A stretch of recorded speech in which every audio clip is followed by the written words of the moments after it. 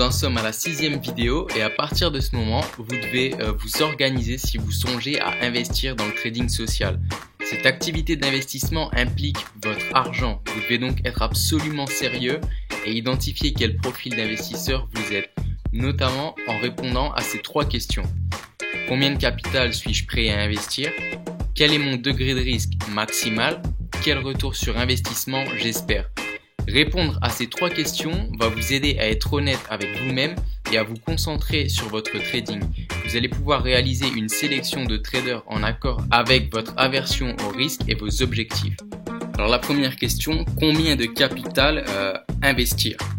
Alors beaucoup de traders se posent cette question, ils ont tout à fait raison. La meilleure chose à faire quand on se lance dans le trading ou le trading social, c'est d'investir une somme d'argent qui n'affectera pas votre vie quotidienne.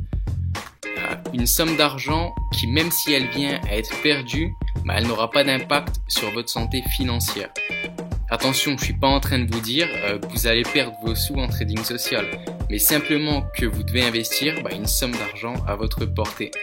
S'il se trouve que vous avez des crédits sur le dos, peu d'épargne, un job dont la rémunération mensuelle est inférieure à par exemple 1500 € et une famille à nourrir, investir 3 000, 5 000 ou même 10 000 €, c'est certainement beaucoup trop pour vous. Vous pouvez très bien vous lancer avec le capital minimum du broker eToro, c'est-à-dire la somme de 200 €.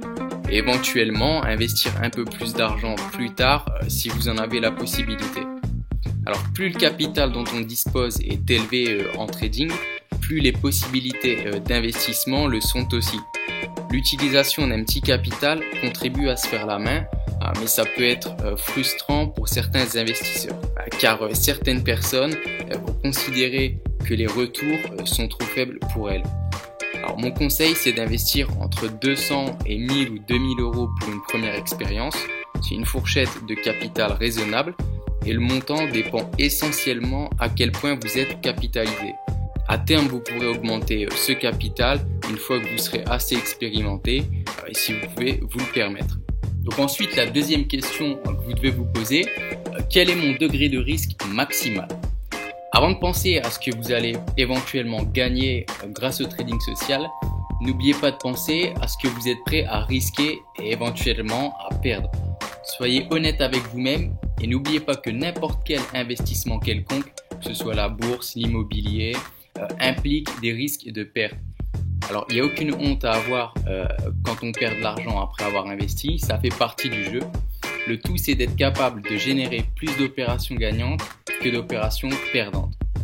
Imaginons maintenant que vous investissez la somme de 500 € en trading social. C'est très bien, mais êtes-vous prêt à risquer tout cet argent sur un seul et même trader? Ce type de comportement est plutôt risqué.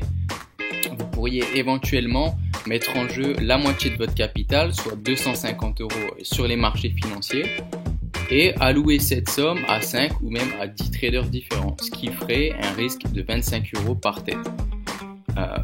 Ces mêmes traders diversifieront également leurs investissements et limiteront les risques.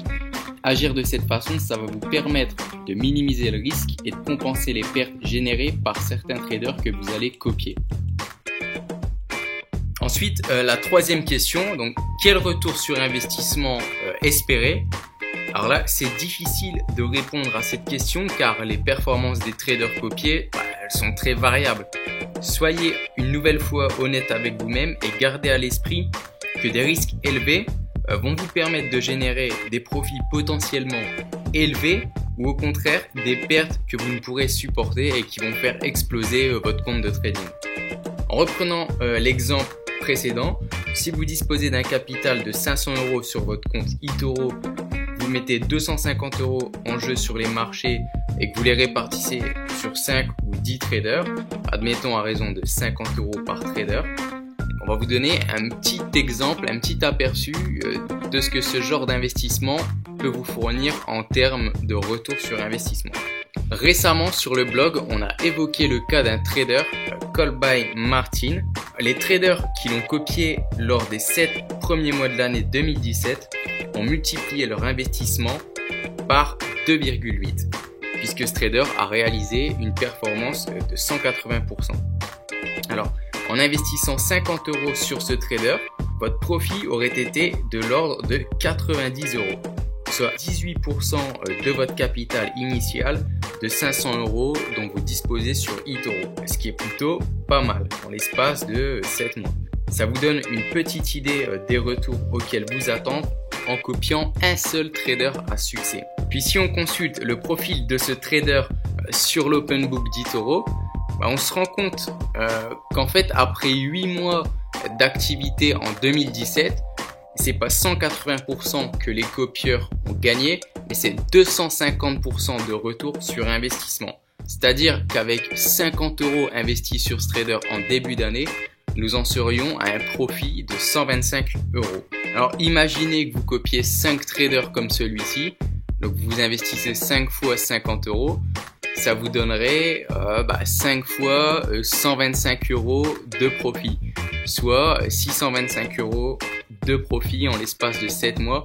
Alors vous avez initialement investi 500 € dans le trading social, ce qui est plutôt énorme. Donc cette 6e vidéo touche à sa fin.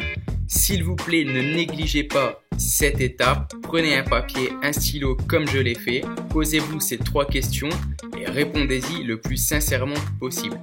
Vous allez ainsi pouvoir déterminer quel type d'investisseur vous êtes et quelle va être votre approche du trading social.